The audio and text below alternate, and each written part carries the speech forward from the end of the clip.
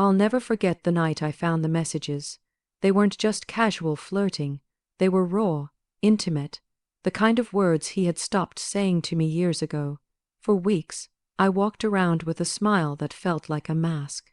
He thought I was oblivious, he thought he was clever, but women know, we always know. One night, while he showered, I copied the number from his phone. The number he swore belonged to a coworker, and my hand shook when I typed it into social media. Her profile appeared, married, 2 kids, a smile that mirrored the one I used to wear. I stared at her photos for hours, wondering if she knew, if she felt the same gnawing suspicion, if she could feel in her bones that something was wrong. I didn't message her right away. For days, I wrestled with myself. Would telling her ruin 4 lives instead of 2? Would it make me the villain in a story I never asked to be a part of? But then one night, while lying beside him as he pretended to scroll through work emails, I realized the truth. He had already ruined everything. Silence only protected him, so I reached out. I typed, "I think we need to talk about our husbands." Her reply came in seconds. "Please, tell me you're wrong." But I wasn't wrong. And when I sent the screenshots, I heard the sound of her world breaking through the silence of the phone. She cried. I cried. 2 strangers bound by the same wound. And then something inside both of us snapped.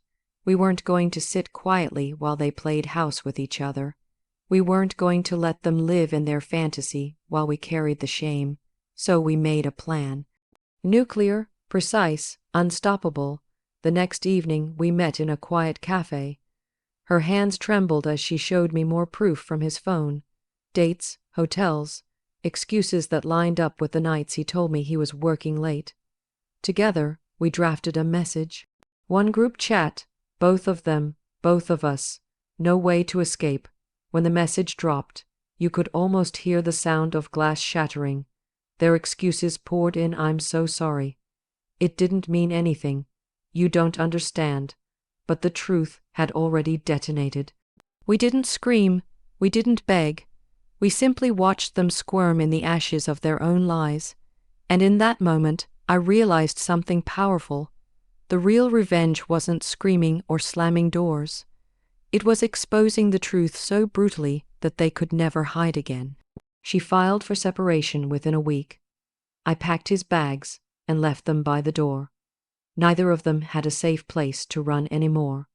He thought I didn't see it. The way his phone was suddenly glued to his hand. The way he smiled at nothing, as if the screen itself was breathing life into him. I saw it. I felt it, like a storm building in silence. People say betrayal hurts because of the act, but no, it hurts because it's hidden. Because every laugh, every kiss, every "I love you" that follows is a lie draped in warmth. And I was sleeping beside a lie. For weeks, I told myself I was paranoid, that I was imagining things, that maybe I was the problem, and he was just tired, busy, stressed. But my gut wouldn't let me rest. Your intuition whispers louder than any excuse, and mine was screaming. One night, while he showered, I touched his phone. My hands shook. My breath was shallow. I told myself I wouldn't go far, just a glance, just enough to ease my heart. But the truth doesn't hide kindly. It jumps out.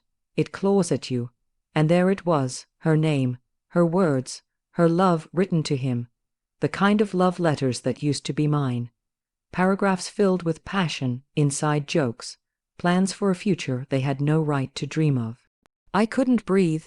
It felt like the room collapsed in on me. And in that moment, I realized my marriage was a stage play, and I had been the audience, watching a story that wasn't even mine anymore. He came out of the shower, smiling like nothing had changed, like he hadn't just ripped my soul in half, and I smiled back, because women know sometimes silence is louder than confrontation. Sometimes you bide your time. The days after felt unreal. I cooked dinners, I folded laundry, I kissed him good night, and all the while, I carried a secret that burned through my chest like acid. He thought he was clever. He thought he was winning. But what he didn't know was that I had already started to change.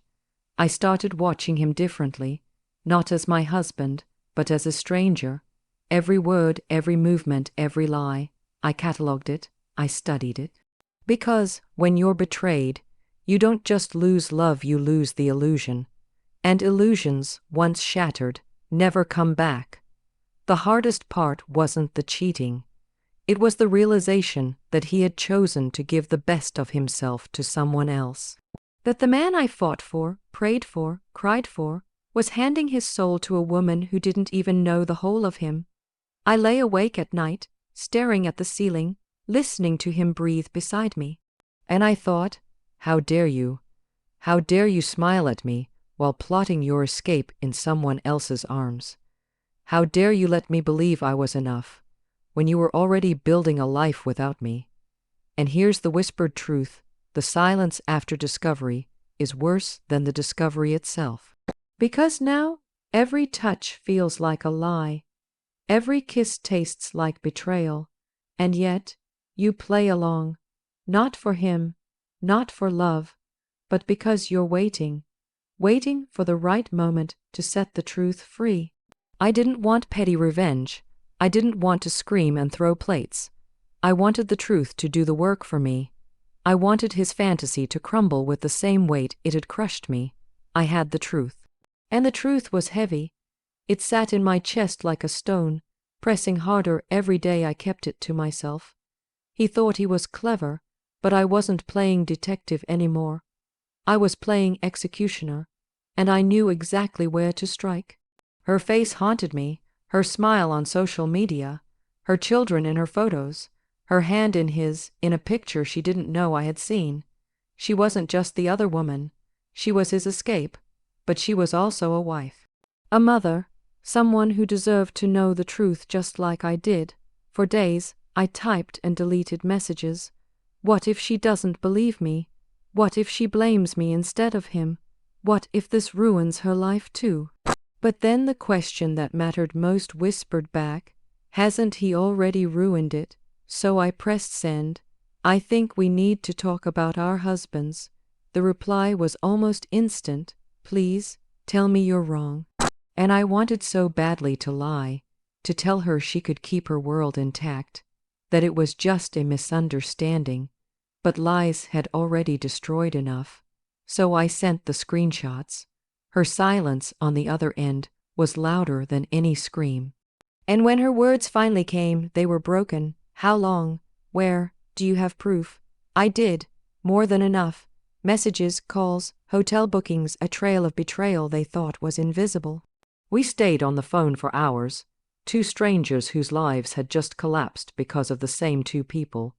She told me about the nights he said he was working late, the weekends he claimed he had business trips, and every detail matched mine.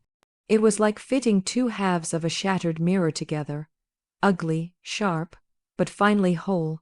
And then, something inside us shifted. We were no longer just broken wives. We were allies, partners in war. Bound by betrayal and fueled by rage, we didn't cry for long. We started planning, not out of pettiness, not out of spite, but because they had built their world on lies, and we were going to set it on fire. We met in person the next day, a quiet cafe far from prying eyes. I recognized her the second she walked in. She looked like me, tired eyes, a forced smile, a woman carrying the weight of secrets too heavy to bear. We sat across from each other, our hands trembling as we slid our phones across the table. Her screenshots, my screenshots, together, a complete map of their deceit. And that's when we decided. No screaming behind closed doors. No begging them to choose us. We would confront them together, at the same time. No escape. No excuses. That night, we created a group chat. Just the four of us, two wives, two liars, one battleground. We dropped the screenshots like bombs, message after message, proof stacked on proof, and then we waited. The replies came fast.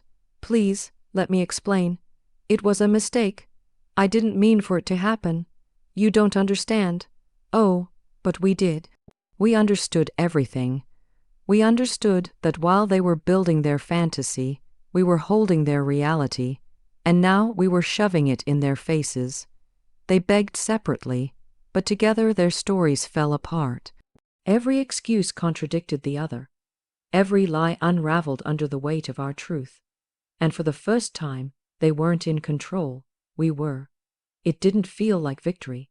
It felt like justice, cold, final, unforgiving. She looked at me through the cafe window as we both read the thread. No words, just a silent nod, because we knew their secret world had just ended. And in that moment, I realized revenge isn't loud. It doesn't need screaming or shattered dishes. It's quiet, precise, a truth delivered so sharply that the liars bleed without you ever raising your voice. They thought they could keep us in the dark. But we had found each other, and together we lit the match that burned their fantasy to ash.